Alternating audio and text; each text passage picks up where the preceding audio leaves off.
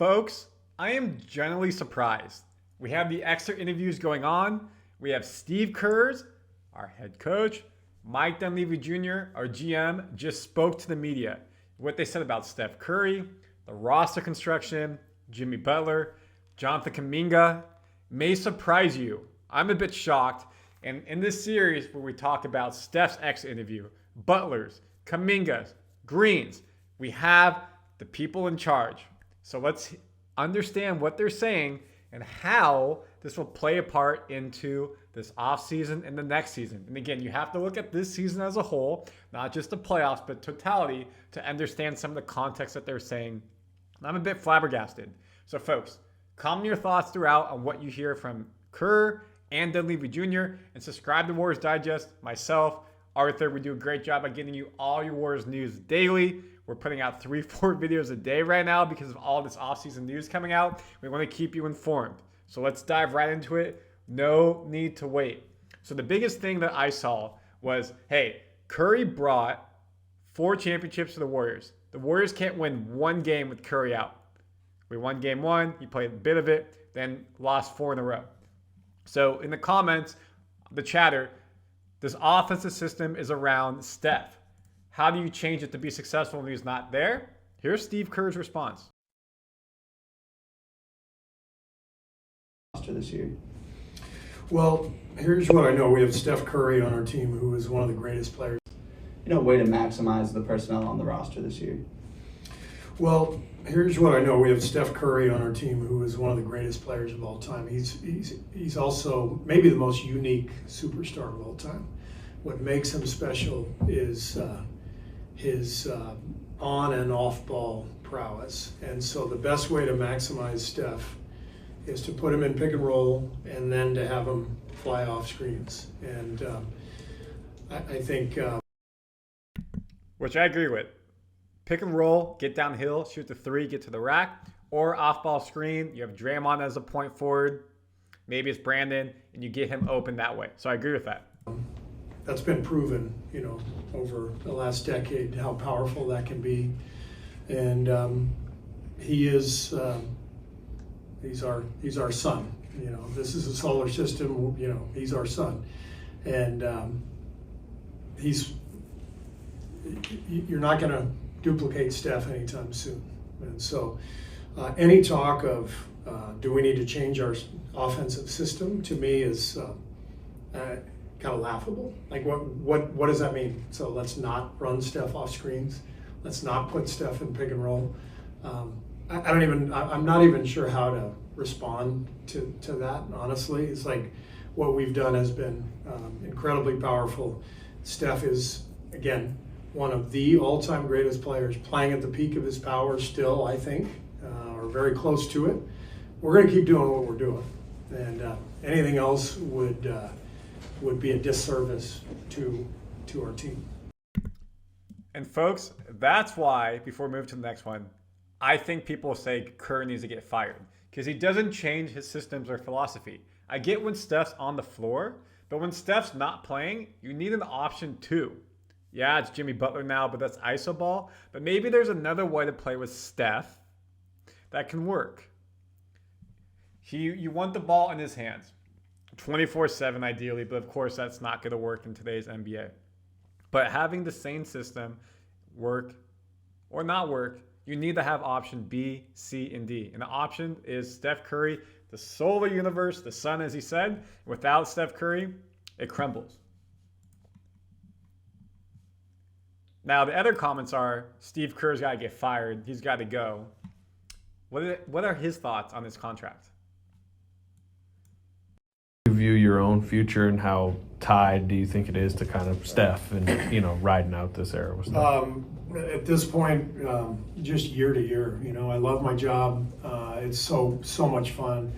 I love this season. This was a really gratifying year in terms of the players' commitment to each other, their ability to get through individual adversity. I mentioned JK. I thought Moses was so happy for him the other day. The playoffs kind of went wrong for him a little bit based on... That's an understatement. He barely scored any points against the Wolves. Houston series, and we kind of turned to Buddy, and then Moses comes back and has that great fourth quarter, showing exactly who he is. And I just think up and down the. Remember, Moses got a 3-year, $12 million per year contract before the season. He's locked in. Buddy's locked in 2 more years. JK restricted free agent.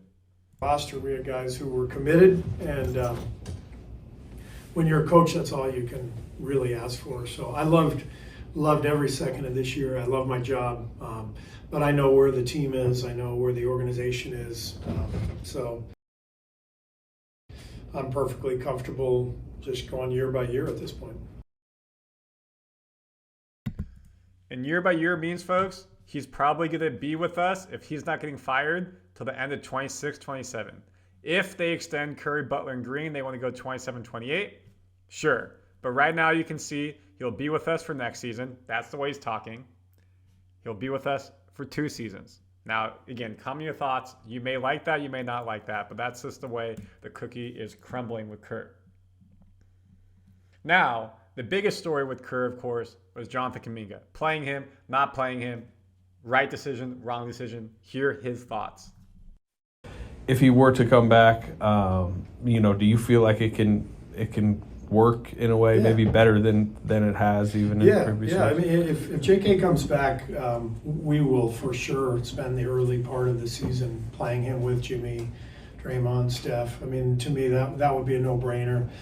We didn't have that luxury this year. We're fighting. We've basically been in the playoffs since the minute we got Jimmy, and that was also when JK got hurt. So we spent, whatever it was, 25 games or so without JK, and went on that run. We found a formula that worked. When he did come back, it was a tough fit, but we also didn't have the luxury of just experimenting and giving that more of a runway.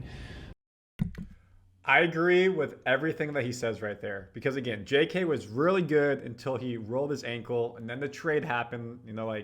He rolled his ankle early January, trade happened early February, and then he never really got back in the lineup, never looked like he was fitting in the system. Then of course, end of the season, did not play, coach's decision. Rockets games, did not really play. Steph out, came back against the Wolves and looked good.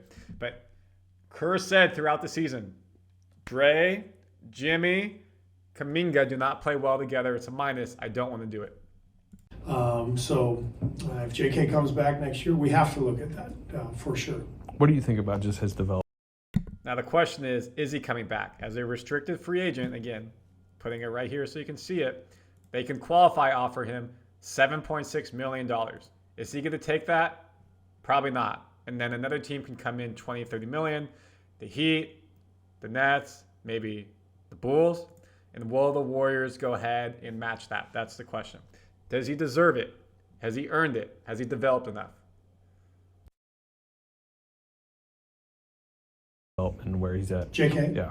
I thought he had a really good year. I thought he was really coming into his own before he got hurt. The injury really hurt him. When he came back, I agree.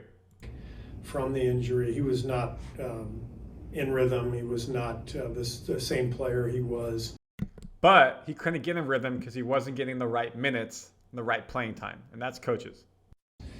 When he got hurt, and so that put kind of a little bit of a obstacle in our way as we're trying to get to the playoffs and advance in the playoffs. It felt square peg round hole for us, and so we obviously went away from JK as part of the rotation, and then he handled it really well. For him to stay ready, stay positive, and then get his chance and play well. In those last 4 games of the Minnesota series, speaks highly of JK and his approach. And Curry said the same thing. Butler said the same thing. Draymond said the same thing. He handled his benching well and stayed locked in and was ready to go. So that's a common theme, which is good about him as a person, his character. It's not easy. So, all in all, he's a guy who's got a lot of talent, a lot of ability, and still growing, still raw in many ways. But a lot of what we have to figure out is roster construction and the combination. Basketball is always a five-man game, and the combinations were tricky. They just were. So within all that, we've got to do a better job as a staff of figuring out some things, how we're going about our business. JK's got things to improve on. We've got to improve our roster, all in all, and those are all the things that we're thinking about. I agree. You need to get a big man. You need to get length at the wings and more three-point shooting. Kuminga does provide some length, good perimeter defender, but needs to get better at 3 points. He was 30% this year. So now that takes you to Dunleavy Jr., the GM. Again, comment your thoughts on what Steve Kerr said. What does he think about Kuminga, a player that this organization has prioritized as a top talent, obviously taking him in the top 10 of the draft 4 years ago? Summer, obviously. Where do you think that situation's at as it heads toward And shout out Valkyrie's first game tonight. restricted?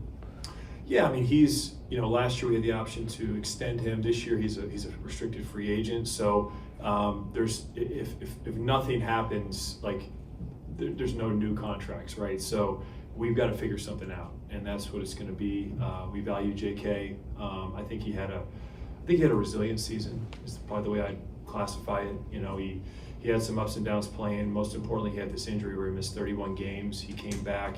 It was a new team. There were some adjustments, but overall, commend him for his professionalism. I thought he was resilient.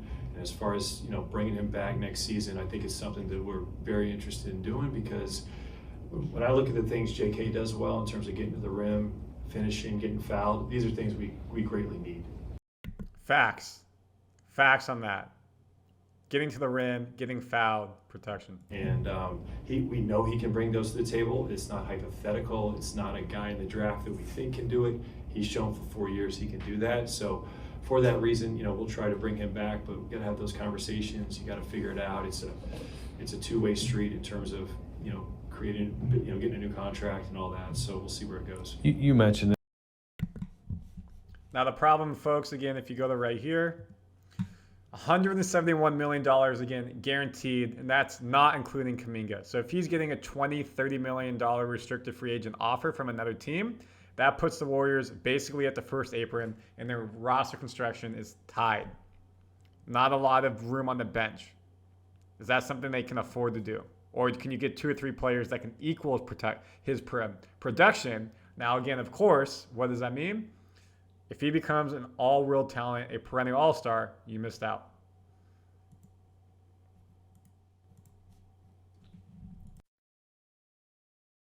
You guys have a level of leverage because it is restricted free agency, but also his desire to come back will be part of the conversation. How much do you feel like there's a convincing that if he comes back, this is the best place for his career?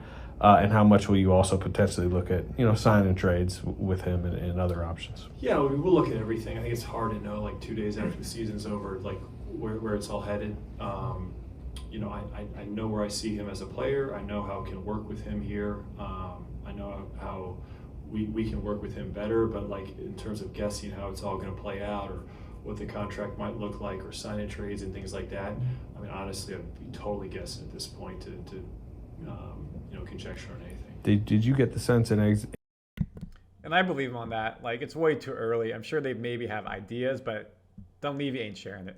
in his exit interview he does want to be here? Yeah, I don't really get into what was talked about in these exit interviews, whether it's with Steve, whether it's with me. I think those are pretty personal.